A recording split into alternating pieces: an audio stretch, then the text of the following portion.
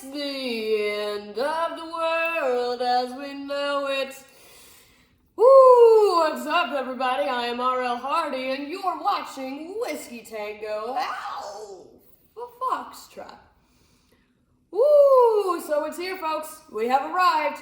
India has launched strikes against Pakistan, which they say is in retaliation to attacks launched by Pakistan in previous weeks. And so, in return, Pakistan's prime minister has stated, yeah, we're going to retaliate. So, this does not sound good when it comes down to this conflict that's been going on for decades between two nuclear powers.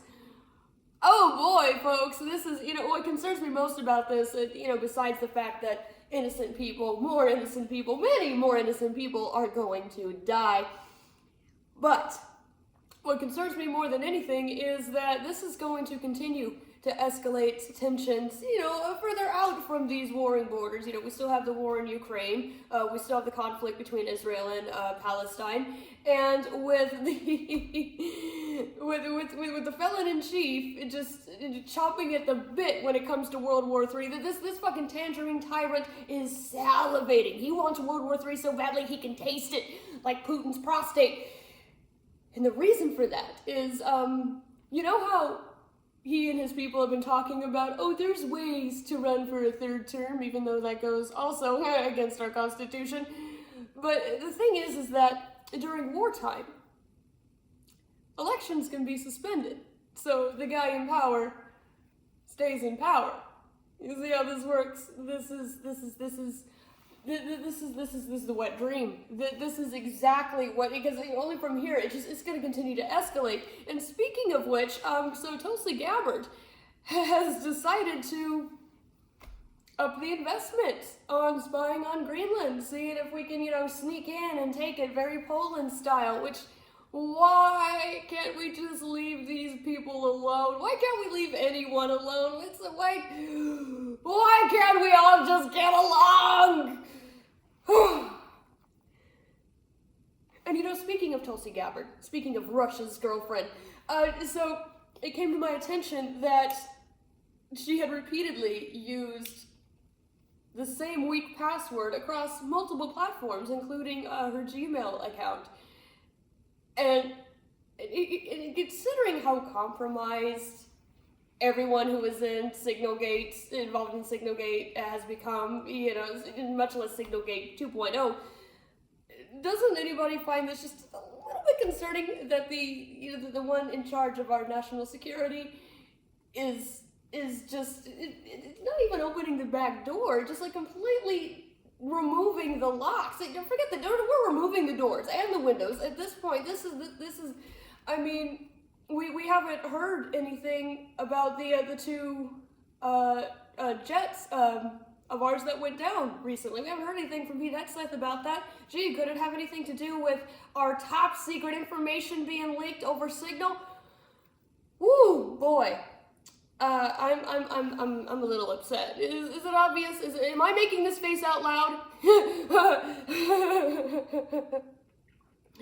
And to cap it all off with this very delusional authoritarian grasp for more power, Stephen Miller has decided to go up against our Chief Justice Roberts of the Supreme Court,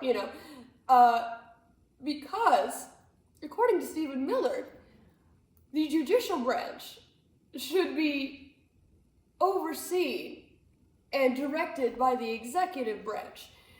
Now, if you missed the video I did a couple of videos back talking about our checks and balances system, the three separate branches of government, separate entities of government, one doesn't rule over the other. These are checks and balances to keep any one particular group from getting too much control and power, even though the Supreme Court, for whatever reason, it gave immunity to the executive branch. But I think we're seeing now how much very little oversight is a problem. Because now at this point, they're challenging the judicial branch, not just arresting judges for upholding their oaths to the Constitution, but saying that the Supreme Court is now beneath the presidency. The judicial branch is beneath the executive. No, that is not how this works. That is not how any of this was supposed to work. What they're talking about is authoritarianism, fascism, which is not what we are. Whether you understand that we're a democracy or whatever the hell you think we are not an authoritarian dictatorship, or at least we're not supposed to be. Although we are sliding into that alarmingly quickly. I mean, granted, he didn't beat Hitler's record, but it's still, this is very alarming for anyone who has read a history book or two in their lifetime. I mean, I've got friends in Germany and in Australia and in Austria. Even they're looking at this, and one or two people from Poland, and they're saying like, "Hey, this isn't good. We know exactly where this goes. Like we were taught this shit in school, so we know not to do this again. What the fuck are you Yanks doing?" I'm paraphrasing. But,